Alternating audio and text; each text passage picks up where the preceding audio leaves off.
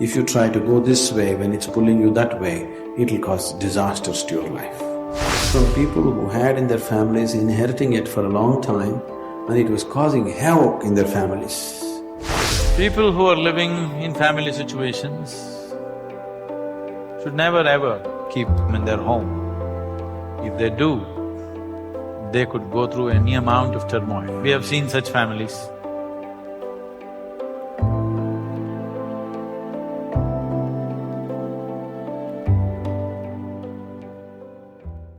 And one time I had 8 very wonderful ekamukis with me.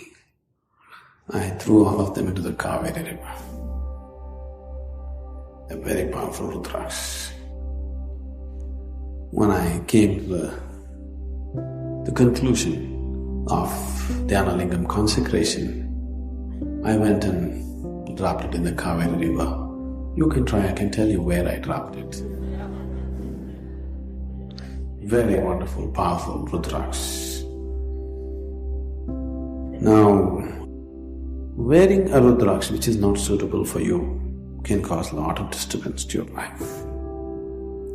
Generally we say, if you wear ekamuki, within 12 days you'll leave your family. The question is not whether you will leave your family or not. The nature of the ekamuki is such, it will set you into that kind of mode that you cannot be with people. It is for an ascetic. It is not for somebody who wants to live in family situations where there is physical contact with people, emotional contact with people. This won't assist you. It will just pull you away in a different direction. If you try to go this way when it's pulling you that way, it'll cause disasters to your life. I know people, all these 8 Rudraksh, one was given to me by somebody else who had it. All the other 7 came to me from people who had in their families inheriting it for a long time and it was causing havoc in their families. And when I looked at them, I told them, these are the troubles that you have and you got a Rudraksh in your house. You remove it from your place, everything will be okay. So they offloaded it on me. I kept it with me somewhere between 15 to, the last one maybe 3-4 years, but in a span of about 15 years I collected these 8 Rudrakshs. And once the Dhyanalingam was over, I just put all of them into the river. I could have offloaded it on you, I'm sure you're willing.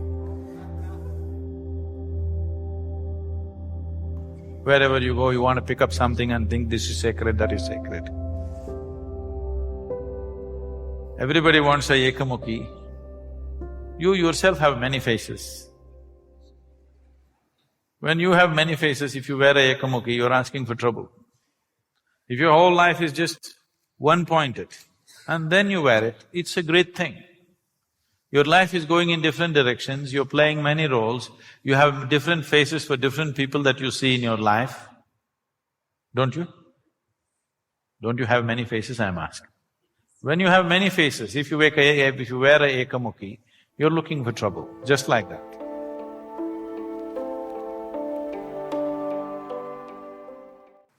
Generally what you find in the stores is mostly an egg-shaped stone.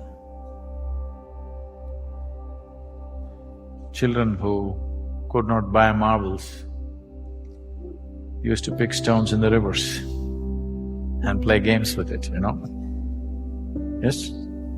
Children who can't buy glass marbles went to the river and picked up round-shaped stones and started playing with it. And somebody made a simple game a very serious thing. So most of the Saligram that you see are just stones without any particular… they're just nice stones. Saligram is a particular kind of stone which is extremely rare to find. Generally, sea anemones are being sold as Saligrams. Any piece of stone is being sold as Saligram, those are not Saligrams. Or people are molding them in various kind of resins and selling them. Definitely that is not Saligram. Saligram is a rare piece of stone which which is 1 in a billion, if you manage to pick it.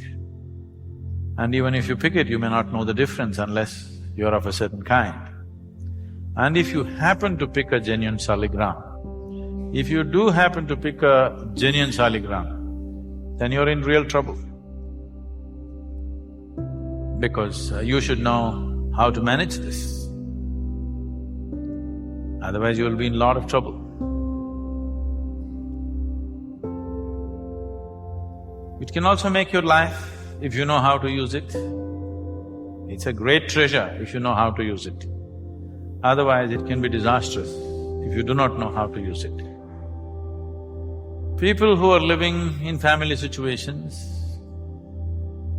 simple lives without much discipline, without much focus, without much awareness, should never ever keep a Saligram in their home. If they do, they could go through any amount of turmoil. We have seen such families.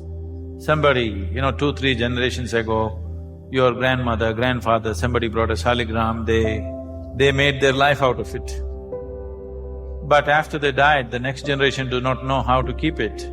And those families go through such turmoil and such horrors, which are unimaginable, because they simply do not know how to manage the energy.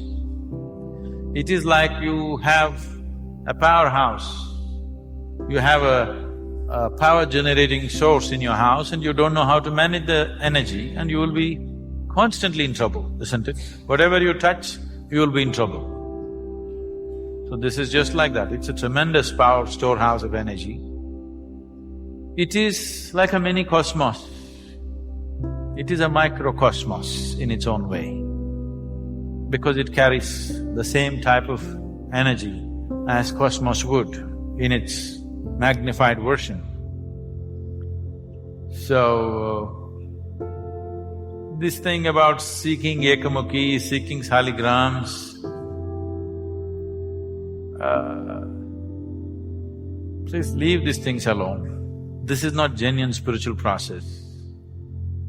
This is souvenir collection, Wherever you go, you want to pick up something and think this is sacred, that is sacred. Stop looking for these fanciful things. There is something that you can do with this one, let's do that. Instead of going about looking for fancy pieces of something in a riverbed or on a tree or wherever else, leave them. If you deserve such things, it will come to you somehow. But I don't think you need them right now.